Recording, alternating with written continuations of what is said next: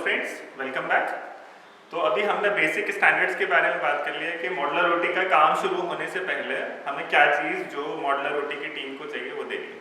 तो सबसे पहले हमने हाइट के बारे में बात करी कि हमारी 12 फीट की क्लियर हाइट होनी चाहिए फ्लोर से सीलिंग के बारे में। तो जो 12 फीट की हाइट है उसमें हमें ये जो स्क्रीड होती है, जो ये हमारी ये कॉन्क्रीट की सरफेस दिख रही है, ये 2-3 इंच के करीबन होती है, जो हमें पूरी बना के देनी होती है। यहाँ पे थोड़ी सी रफ दिख रही है, पर हमें एकदम जैसे पुराने समय में हमारा कच्चा फर्श होता था एकदम स्मूथ करके, उस तरीके से देना होता है। फिर उसके बाद में ये लोग क्या करते हैं, उसके ऊपर में ये सेल्फ लेवलिंग कंपाउंड से एक सरफेस बनाते हैं, जिसके ऊपर में हमारी जो फ्लोरिंग के बारे में बात करेंगे, जो फ्लोरिंग लगाते हैं नॉन कंडक्टिव फ्लोरिंग और कंडक्टिव फ्लोरिंग, वो इसके ऊपर में लगाई जाती है। परंतु शुरू करने से पहले सबसे पहले कि कौन कौन से जो मटीरियल्स हैं, जैसा आपको ये पूरा का पूरा स्ट्रक्चर्स तो दिख रहे हैं कंप्लीट ऐसे लगा देखता है। तो इस स्ट्रक्चर्स में हमारे प्राइमरी अगर हम बात करें तो 2 कंपोनेंट है। सबसे पहला कंपोनेंट क्या है कि हमारा ये चारों तरफ से बंद हो गया, तो अब हमें ये इंश्योर करना है ऑपरेशन करने के लिए कि यहाँ पर हमारा जो पूरा का पूरा एयर है वो एकदम फ्रेश रहे, उसमें कोई भी इंफेक्शन ना बन सके किसी भी तरीके का। ये एयर बिल्कुल इतनी क्लीन होनी चाहिए। तो उसके लिए हमारे पास में 2 तरीके की डक्टिंग आती है। एक आती है हमारी जो इंडोर एयर, बाहर से जो एयर को फिल्टर करके लेकर आती है, और एक दूसरी होती है जो हमारी एयर को, जो यहाँ पे खराब एयर होगी है जिसमें पार्टिकल्स या इन्फेक्शंस फैल जाते हैं ऑपरेशन करने के बाद में, उसे बाहर लेकर थ्रो करती है। और बाहर की तरफ में हमारी एक यूनिट माउंट होती है जिसको हम एयर हैंडलिंग यूनिट बोलते हैं। तो उसकी अलग अलग कन्फिग्रेशंस होती हैं कि जितने आपको इसमें एयर चेंजेस रिक्वायर्ड हैं 1 घंटे के अंदर, मिनिमम जनरली अगर आप बात करें स्टैंडर्ड्स के हिसाब से, तो 15 से 20 एयर चेंजेस आपको रिक्वायर्ड होते हैं मिनिमम 1 घंटे के अंदर। फिर अगर स्पेशलिटी हमारी बढ़ती चली जाती है जैसे ऑर्गन ट्रांसप्लांटेशन की तरफ ना, तो उसमें और ज़्यादा हमारे एयर चेंजेस रिक्वायर्ड होते हैं फिल्ट्रेशन लेवल और फाइन करने के लिए। दूसरे नंबर पर यहाँ पर हमारा ह्यूमिडिटी का जो एटमॉस्फेयर है वो करीबन 45 से 55% के करीबन का हमारा ह्यूमिडिटी होना चाहिए, और जनरली 20 से 22 डिग्री 24 डिग्री के बीच में एक इंटरनल कंफर्टेबल टेम्परेचर होता है। तो अब मैं सबसे पहले बात करूंगा कि जो आपने डक्ट है, उत्तर जो ये आप बताइए कि इसमें से कौन सी डक्ट जो है हमारी बाहर जा रही है और कौन सी बाहर से भीतर आ रही है, और उसका पूरा का पूरा फ्लो यहाँ पर कैसे आता है। सर ये जो हमारा पहला डक्ट है ये हमारी सप्लाई डक्ट है। ये वाली हमारे पास में सप्लाई डक्ट है। ये वाली तो सर जो हमारा ये दोनों साइड कनेक्ट हो रहे हैं सर, ये दोनों साइड हमारे इंटर है सर। ठीक है, तो मतलब ये आया कि हमारा बाहर से एयर आ रही है एयर के थ्रू, और वो एक साइड इधर और एक साइड उधर होती है, तो मतलब 2 साइड से हमारे पास में एयर का फ्लो है। अब ये वाला अगर आप देख के चलते हैं तो यहाँ पर हमारी सेंटर में हमेशा इसे रखा जाता है ओटी टेबल के ऊपर। तो ओटी टेबल के ऊपर में से ये पूरा का पूरा फ्लो एयर का डायरेक्ट पेशेंट्स की बॉडी के ऊपर होता है। तो मतलब वर्टिकली से इसलिए रखा जाता है कि इधर से या उधर से ये ट्रैवल करके यहाँ तक ना पहुंचे, और एकदम ये वाला जो जोन है, जो ओटी टेबल का जोन है, वो एकदम परफेक्टली स्टेराइल होना चाहिए, क्लीन होना चाहिए कंप्लीटली। अब ये तो दोनों हो गए, और इसमें से रिटर्न जो यहाँ से एयर है वो कहाँ से लेता है, ये वाला सर इस कोने में से रिटर्न एयर के लिए हमारे पास एक ये है और एक ये है, एक वो है। तो इस ऑपरेशन थिएटर के पास में हमारे पास में 3 रिटर्न एयर डक्ट होगी, 1, 2 और ये 3। तो ये तीनों अगर आप देख रहे हैं तो यहाँ से कलेक्ट करके यहाँ से लेके जाते हैं पूरा का पूरा, इधर से मूव करके, तो ये 2 यूनिट से यहाँ से कलेक्ट इकट्ठे हो गए हैं, और एक वो तीसरा यूनिट जो है वो ऊपर से ये वाला जो ऊपर से निकल कर चला गया। तो हमारे पास में यहाँ पर प्रॉपर जो मैकेनिज्म है वो चीज़। अब मैं दूसरा सवाल ये है कि जो आप ये इसको हम जो ये दिख रहा है हमारे पास में, इसको टेक्निकल भाषा में हमारे पास लैमिनर एयर फ्लो बोलते हैं, और इसके अंदर हमारे पास अभी फिल्टर नहीं है दिखाने के लिए। इसके अंदर में एक स्पेशल टाइप के फिल्टर्स लगते हैं जिसको हम हैपा फिल्टर बोलते हैं। तो हैपा फिल्टर का बेसिक कितने माइक्रोन्स का वो रहता है? 3 माइक्रोन का है, 99% 9% बैक्टीरिया। 3 माइक्रोन्स इन्होंने एक टर्म यूज किया कि 3 माइक्रोन के उसके जो छेद होते हैं वो होते हैं, जो आपका 99.99% जो ये बता रहे हैं कि वो बैक्टीरिया फ्री होते हैं। ठीक, अब जो ये वाली मटेरियल यूज किया आपने, तो ये वाला मटेरियल क्या material? Sir aluminium material. Aluminium की ये फॉइल्स है, एल्यूमिनियम की शीट्स है। हमारे पास में कौन सी? ये वाला। ये सर हम डक्ट के लिए यूज करते हैं सर, डक्ट के लिए ये यूज करते हैं। तो डक्ट में भी ये एल्यूमिनियम की हाँ जी, शीट होगी। एल्युमिनियम यूज़ करते हैं। तो ये एक जैसा मैं फील कर पा रहा हूँ 22 गेज के करीबन की शीट है। तो GAUGE बोलते हैं उसे, गॉज बोलते हैं।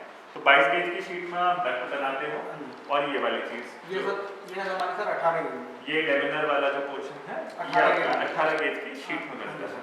इसके ऊपर जो इंसुलेशन यूज करी जाती है हमारी, तो कौन सी करते हैं? डायरेक्टली आप यही लगाते हैं या पहले ये लगाते हैं और फिर ये लगाते हैं? पहले सर हम ये लगाते हैं। हाँ। ये हमारे जो है जॉइंट्स है, जैसे कि ये जॉइंट्स आए हैं। अच्छा, जॉइंट्स को कवर करने के लिए फिर आप ये यूज़ करते हैं। फिर ये यूज करते हैं। ठीक है, तो ये ये हमारे हमारा निकलती नहीं है इससे।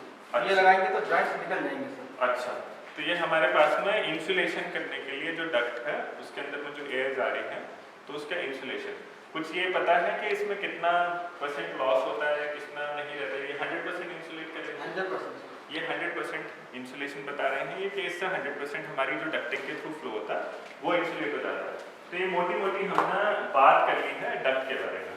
ठीक, अब दूसरे जिसे आप हैंग करते हैं, ये जो चैनल्स यूज कर रहे हैं इसके लिए हैंग करने के लिए, तो ये कौन कौन सी, इनके बारे में थोड़ा सा बताइए।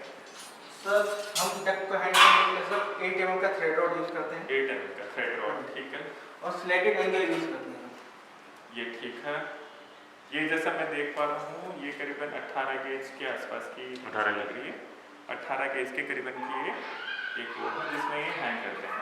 ठीक है, और जो ऊपर फास्टनर लगा 8 mm 8 mm के फास्टनर यूज करते हैं। कोई स्पेसिफिक कंपनी जो आपको लग रही हो कि वो स्पेसिफिक कंपनी यूज करते हैं उसके फास्टनर अच्छे होते हैं?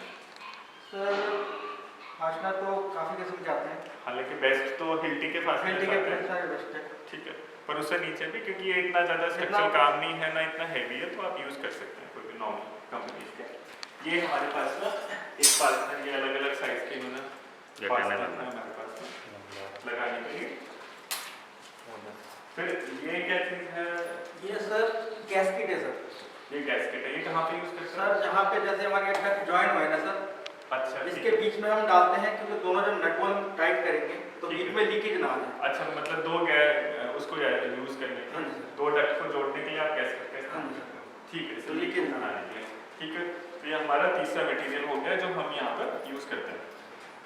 चौथे जो हमारे इस हेवी चैनल्स हैं वो पीछे वाले चैनल्स हैं, ये वाला, ये हमारे पास में करीबन 14 गेज के आसपास की हमें लग रही है जो इन्होंने यूज़ करी है वो पीछे हैंग करने के लिए, लेमिनार वाला, क्योंकि वो बहुत बड़ी यूनिट है तो डेफिनेटली हमें उसके लिए फास्टनर भी मोटे चाहिए और ये हमें लगाने के लिए सेफ वो करने के लिए चाहिए। इसके बाद में हमारे पास में एक और चीज़ है, ये इसको क्या बोलते हैं, बेसिकली जब हम काम कर रहे होते हैं और एयर के फ्लो चल रहे होते हैं सब चीज़ें, तो कभी कभी क्या होता है हमारा इंटरनल प्रेशर में वेरिएशंस आ जाते हैं।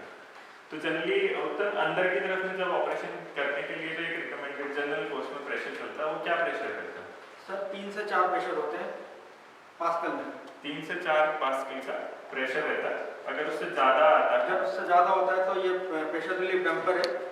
ये तो ये पहले से ही इसमें प्रोग्रामिंग होती है कि 3 से 4 से अगर ज़्यादा होगा तो अपने आप रिलीज कर देगा। तो ये ऑटोमेटिक खुलते रहेंगे। तो ये ऑटोमेटिकली एयर होगा तो ऐसा खुला रहेगा सर। ठीक है, उसमें से अपना प्रेशर निकलता रहेगा सर। ठीक है, तो ये वाला जो हमारा प्रेशर का काम हो गया, ये जनरल कोर्स में इस आसपास में ही लगते हैं यहाँ पर। तो ये वाला काम जो प्रेशर रिलीज करने के काम आते हैं। एक इसी के साथ में जैसे हमने हर जगह बात कर रहे हैं कि भाई हमारे चारों तरफ सीलिंग की बात कर रहे हैं कि हम पूरा का पूरा हर चीज़ सील करनी है, हर चीज़ यहाँ पर कंट्रोल तरीके से आ रही है। तो उसमें एक और इम्पॉर्टेंट चीज़ आ जाती है, वो ये आ जाती है कि जब हमारा दरवाज़ा होता है इसका, जो ओटी का दरवाज़ा होता है, ओटी का दरवाज़ा कोशिश करनी चाहिए कि वो सेंसर्ड डोर हो, मतलब उस पर आपको हाथ और ये किसी चीज़ का इस्तेमाल ना हो। जैसे ही आप जाएं या स्ट्रेचर आए और मोशन डिटेक्शन हो और उसके बाद में अपने आप खुल जाए और वो फिर कुछ सेकंड के बाद में फिर ऑटोमेटिकली अपने आप में बंद हो जाए। तो वहाँ पर एक हम टेक्निकल टर्म यूज़ करते हैं, हर्मेटिकली सील्ड। हर्मेटिकली सील्ड का मतलब जनरल भाषा में अगर आप बात करें तो ऐसी सीलिंग जिससे कि कम से कम माइक्रोन के साइजेस के भी पार्टिकल्स ना बाहर जा सके ना अंदर आ सके, तो मतलब एयर टाइप एक तरीके का हो गया। और टेक्निकल भाषा में हर्मेटिकली इसलिए यूज़ करते हैं क्योंकि उसमें एक स्पेशल टाइप का क्या यूज़ करते हैं वो, सर क्या होता है इनमें ना फास्टनर यूज होते हैं, हाँ, ना कोई बोल्टिंग होता है। हाँ। उसको जब ये की जो प्लैंक होती है वो जाम करने के लिए हम लिक्विड फॉर्म का यूज़ करते हैं। लिक्विड फॉर्म इन्होंने एक वर्ड यूज़ किया, तो उस वाली फॉर्म का यूज़ करके ये हर्मेटिकली उसे सील्ड करते हैं। तो ये बेसिक चीज़ें हैं हमारे पास में, जो हमने डक्ट के बारे में बात कर ली, लैमिनर फ्लो के बारे में बात कर ली, हमने इसके बारे में बात कर ली, अपने डोर के बारे में। अब उससे आगे बढ़ते हुए हम एक बेसिक जो बात करेंगे हैं वो हम बात करेंगे अपनी सप्लाई लाइंस, जो हमारी ऑक्सीजन की, सक्शन की और जो बाकी पाइपलाइंस आती हैं, और उसके बाद में जो इलेक्ट्रिकल कनेक्शन ये इतने सारे जो इन्होंने घुमा रखे हैं, प्लस जो यहाँ से डिस्पोजल का जो हमें करना है और कंट्रोल क्या होगा किस तरीके से, वो सब चीज़ें हम इनसे नेक्स्ट बात करने वाले हैं। Thank you.